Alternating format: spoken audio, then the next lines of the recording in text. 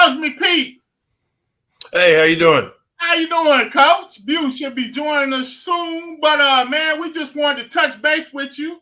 We know last night we had the UK camps. UK have been running their camps pretty much all week, from my understanding. You know, different days for different camps, and you guys have had a strong showing. I understand you was at the camp last night taking in some of the stuff. Hold on, let me get our man, Coach Bew.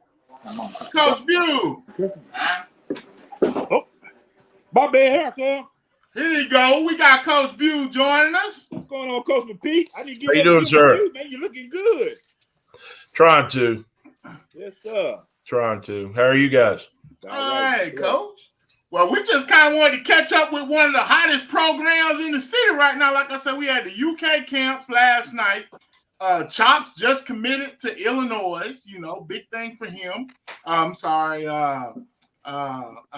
What's Chop's real name again? Jamarion Harkless. Jamarion Harkless. It slipped my mind. But Jamarion Harkless, a lot of people don't know him as Chops. We've known him since he was knee-high to a grasshopper.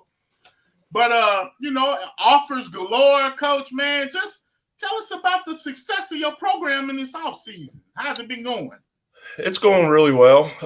You know, obviously you can't replace Samuel Cornett and Dane offensively. So we've been trying to kind of piece together kind of what we want to be on offense. You know, obviously we still got some time to figure that out before we play. But, you know, we're going to be very, very strong on defense. You know, we got a lot of Division I guys on defense, guys that are experienced, that played in the state championship game a year ago. We have a few guys on offense that did that, you know, and obviously our special teams with Cooper is going to be outstanding. He's a Division I kicker, will be.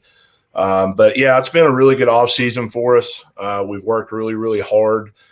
We have really high numbers. You know, I've been here since day one with Coach Landis, and I remember when we had 13 kids at our first workout. These last 2 weeks of the summer, we've trained anywhere between 130 and 140 kids. 9 through 12. So it's a good thing, but it's still something that I have to plan for with that amount of numbers and athletes that we have in training. But it's been a great offseason, really proud of our players. And it's not over. You know, we got a lot of guys that are camping the next 2 weeks and right before the dead period starts. So hopefully some guys can still perform well. Man, I believe his name is DeMarco Kennedy. Am I saying that correct? D'Amico Kennedy. D'Amico Kennedy. Now, that young man has wrapped up a ton of offers here lately. Yes. Just picked up one from UK. How special is that young man, Coach? He's a really good athlete. He's not as big as Jamarion. He's about 270, but he's got almost an 80-inch wingspan. You know, I play tackle at Marshall in the group of 5 level, and he's got longer arms than me. You know, he doesn't play a lot of defense for us. He will a little bit this year, but he could be a D lineman at the P5 level as well because he has excellent hip mobility. He's really fast off the ball. But, you know, he's just an athletic kid. You know, he plays left tackle and guard for us, but he could go to center. He could play a lot of different places. You know, and guys like him that are 6'3", and I said this about Jamarion, that have, you know, the hip and functional mobility that you have at that size, you're going to get recruited because there's not a lot of kids that are bigs that have that athleticism across the country, honestly. There's more in the South, obviously, you know, with the SEC being as good as they are, you know, on O-line, D-line. But there's not a lot of those kids in the country. So, I knew when he was a freshman that he would be a P5 kid just because of athleticism. I'm real happy for that kid. Now, Coach, I excuse me for this. I want to bring back maybe just a dark period. Man, looking back on the state championship game last year, what can you take from that game to help boost your program going ahead? I mean, it was a great game. I'm going to go ahead and let you go. Go ahead, Coach. Oh, you're good. Obviously give South Warren credit. You know, I said that right after the game. You know, I don't want to take anything away from them. You know, they had 30-some seniors. They had a lot of kids that, you know, that had won a state championship before that were younger, you know, a few years back. You know, but they're a program that's well coached. They played really well in our game. The quarterback that went to Western played really, really well, better than, I knew he was a good player, but after we played him, I had even more appreciation for how good he is. But another factor was, their offensive line was really good. Their O-line, D-line was really solid. On film, you could tell they were good, but I didn't necessarily think they were that good because, we only gave up 8.8 points a game on defense last year. We were really good on defense, and for whatever reason, we didn't play great in that game. We blew a lot of coverages, a lot of communication issues in that game. Obviously, that's on me, as the head football coach. But we did some mental errors in that game that honestly we haven't done in 2 and 3 years, and I can't explain that. They're kids. I can't simulate that type of environment, even in the playoffs and big games we have at home or away. You can't simulate that. It's just different. So obviously, I'm very thankful that we've got to play in 2 of those in 5 years. I know it's a negative that a lot of people draw to us that we haven't won one with a lot of Division I talent. And I understand that, and I own that, and that's my fault. That's not the kids' fault. But at the same time, it's also a blessing to be able to be in those games. And I don't want to slight our kids and our seniors that left our programs in 19, in the last couple of years and last year, because that's a great achievement that they had for our program. And even though it does sting and it's not a good feeling, at the end of the day, they were one of the final 2 teams in all the classification to try to get there. And I'm very proud of our kids for that. Obviously, it didn't go our way in the 2 times that we're in the game. But what can we take away from that? I mean, it's really up to the kids. Obviously, the experience with kids that are coming back helps, and hopefully that'll help us. But, like I tell them every day, you got to earn it every day. It's not – you don't snap your fingers just because we got all these kids with offers, and we have good talent. That doesn't mean anything. And our kids, you got to earn your way back. You got to earn your way back week by week, day by day. And that's what we've done since day one. And that's what we'll continue to do as long as I'm the head football coach here. Coach, man, follow up what Coach Truck said about the state championship run. Your first 2 years, you get this team to back-to-back state championship games. A lot of success, be a lot of good teams, fought through COVID, finished that season 7-2. Probably next to Doug Charles, the most successful 2-year run for a first-year coach. Man, what do you equate your success to, Coach?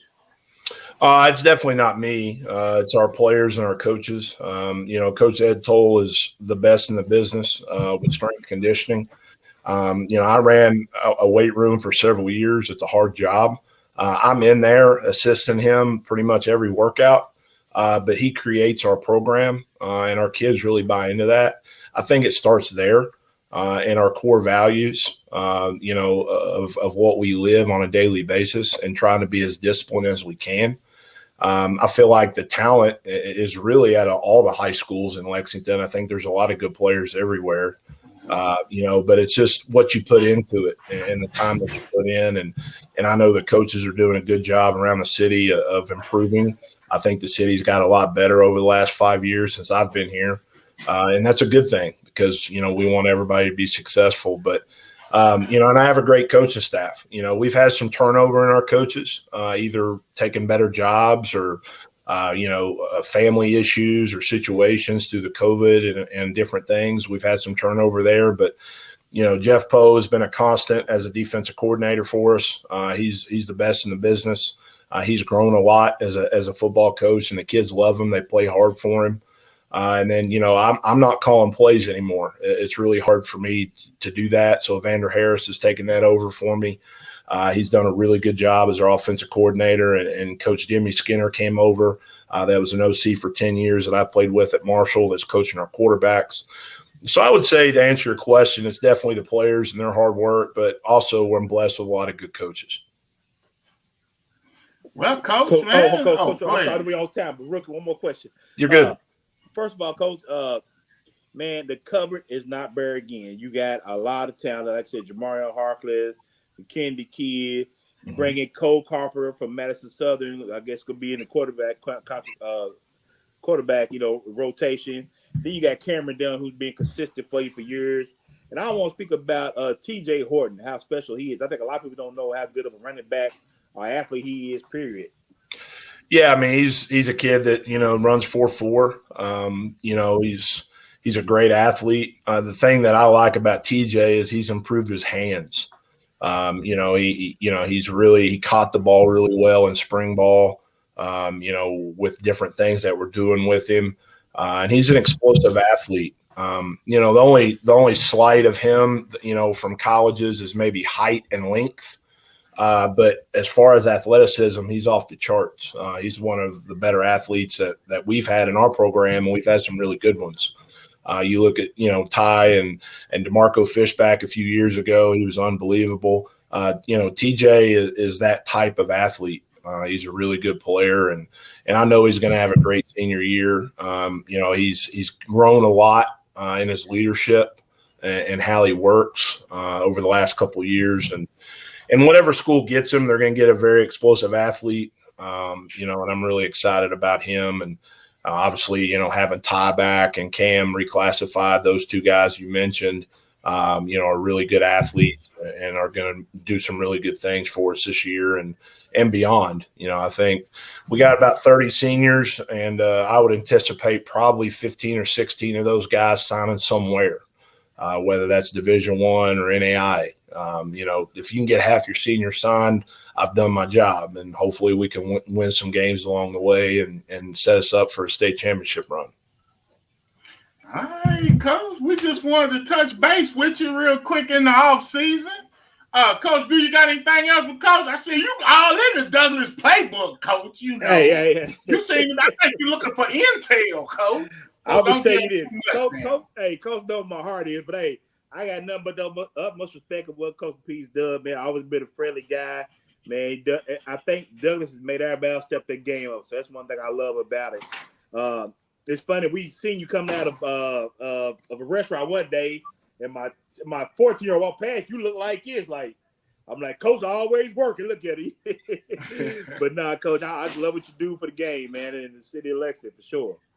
Yeah, I appreciate what you guys do for all the players too, and getting them notoriety and recognition, and it's awesome. So, but yeah, I mean, you don't have to do no scouting. Coach Hawkins and Coach Haskins will do plenty of that. Hey, this is gonna be a big game, Coach. I think they feel like they done got even with us, Coach. You know what I'm saying? They chest is poking out, Coach. Who is us? Are you on the staff?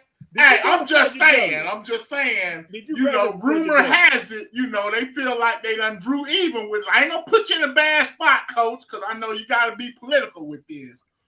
But I just want to know, we're looking forward to this game, Coach. Oh, yeah, for sure. And Coach Hawkins has done a great job over there. And Coach Haskins has them flying around on defense. And honestly, they'll be one of the better defenses we probably play all year long, and we're going to play some good ones.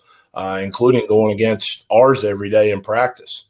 But they got some players, and they got kids that are working hard, and they got really good athletes, and I know they're going to be good. And I think, like I said, since I've been here, this could be the best year that collectively the teams have been at the public city schools, and that's a good thing. There's a lot of new coaches, a lot of new blood that's creating more excitement for all the programs. And to me, that's good. And and Coach said it a minute ago, I think some of that honestly has to do with what we've done. And that's a credit to a lot of people. And moving forward, we got to keep working hard to keep achieving that. But they're going to be a great opponent. They gave us a really good game last year. And, I think they're going to be really good again. All right, Coach. Well, take it easy and good luck, Coach. Appreciate you guys. Have a good night. Thanks, Coach.